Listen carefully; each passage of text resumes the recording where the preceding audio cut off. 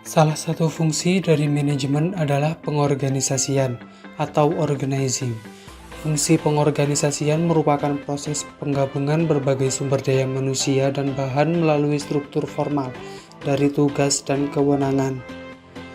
Hasil dari proses pengorganisasian adalah sebuah organisasi yang dapat didefinisikan sebagai sekelompok orang yang bekerja sama untuk mencapai tujuan bersama. Sebuah organisasi memiliki 3 unsur kunci. Yang pertama yaitu interaksi antar manusia, yang kedua aktivitas yang bertujuan, dan yang ketiga struktur. Dan di dalam struktur organisasi diperlukan yang namanya departementalisasi dan pemberian wewenang pekerjaan.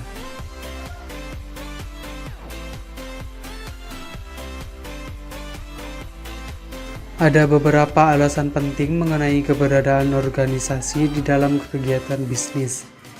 Yang pertama, untuk menyatukan sumber daya demi mencapai tujuan dan memberikan hasil. Yang kedua, memproduksi barang dan jasa secara efisien. Dan yang ketiga, memfasilitasi inovasi. Yang keempat, menggunakan teknologi manufaktur dan informasi modern. Yang kelima, menciptakan nilai bagi pemilik, pelanggan, dan pegawai. Yang keenam, mengakomodasi tantangan.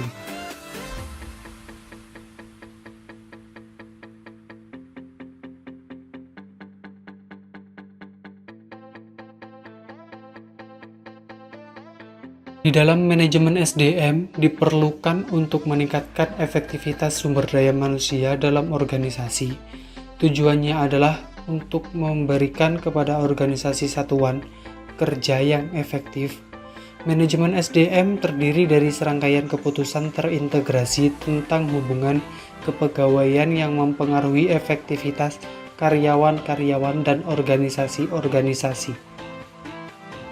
Dalam pengembangan sumber daya manusia terdapat 4 hal pokok yang penting.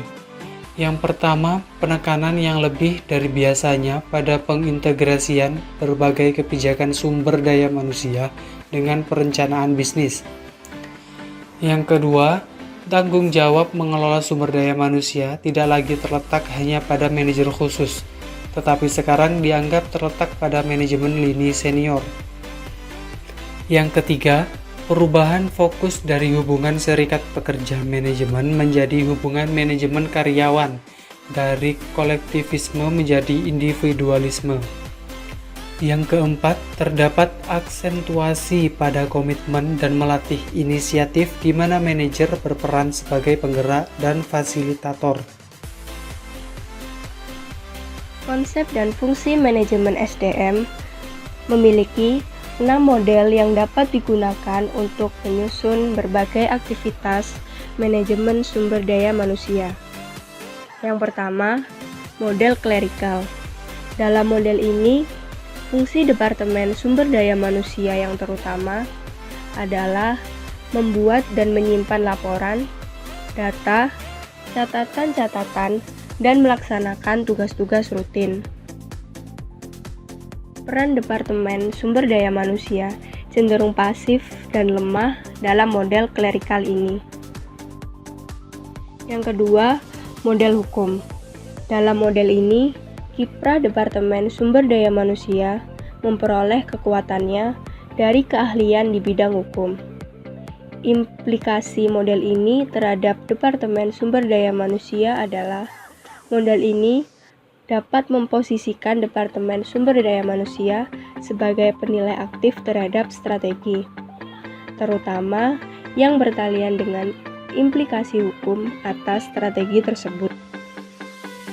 Yang ketiga, model finansial. Dalam model ini, aspek finansial manajemen sumber daya manusia semakin mendapat sorotan karena para manajer berangsur-angsur menyadari imbas besar dari sumber daya manusia terhadap perusahaan. Biaya sumber daya manusia ini meliputi biaya tidak langsung seperti biaya asuransi kesehatan, pensiun, asuransi jiwa. Model finansial ini menjadikan sumber daya manusia sebagai bagian dari proses anggaran analisis biaya. Yang keempat, model manajerial. Model ini memiliki dua versi, yakni yang pertama, manajer sumber daya manusia memahami kerangka acuan kerja manajer lini yang berorientasi pada produktivitas. Kedua, melaksanakan beberapa fungsi sumber daya manusia. Model manajerial ini menyertakan Departemen Sumber Daya Manusia dalam pembuatan keputusan strategis secara dominan. Yang kelima, model humanistik. Dalam model ini, Departemen Sumber Daya Manusia dibentuk untuk mengembangkan dan membantu perkembangan nilai dan potensi sumber daya manusia di dalam organisasi. Dalam model ini memungkinkan Departemen Sumber Daya Manusia membela strategi-strategi yang bakal mengembangkan karyawan yang potensial. Yang keenam, model ilmu perilaku. Dalam model ini menganggap bahwa ilmu perilaku seperti psikologi dan perilaku organisasi merupakan basis aktivitas sumber daya manusia. Model ini memberikan kepada Departemen Sumber Daya Manusia peran dalam menyediakan data mengenai kekuatan dan kelemahan kelompok personalia.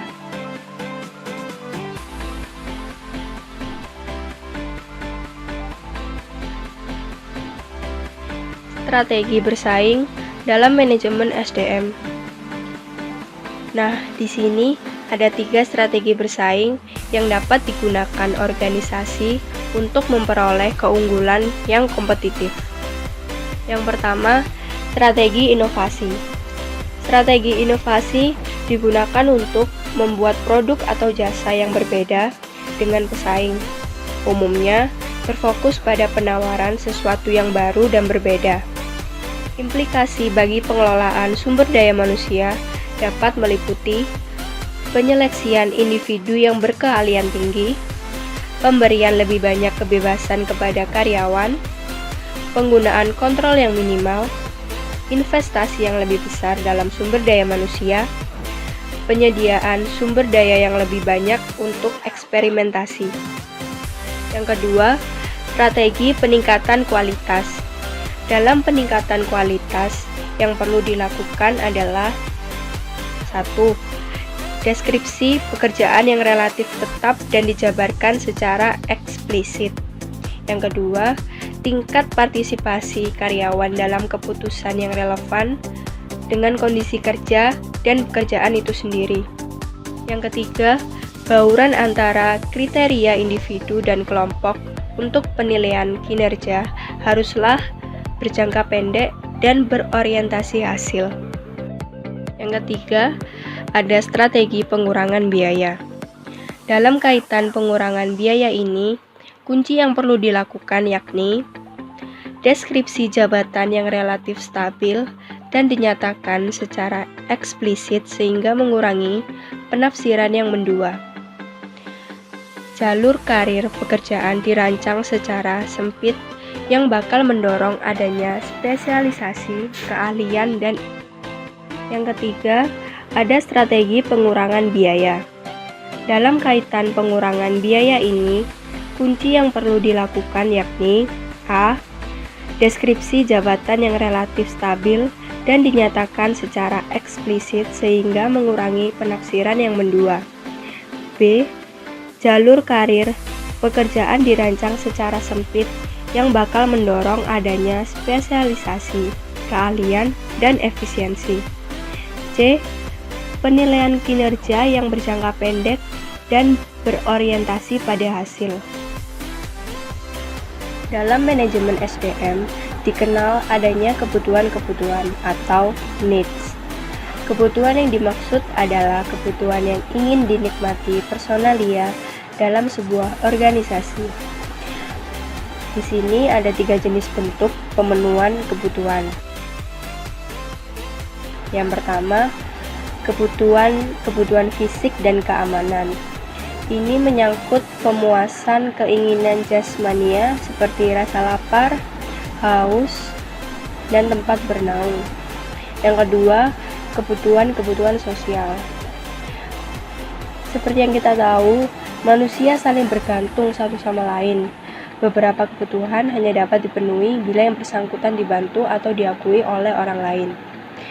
Dan yang terakhir, kebutuhan-kebutuhan egois. Ini menyangkut keinginan untuk berdiri sendiri, untuk melakukan segala sesuatu sendiri, dan untuk merasa berprestasi.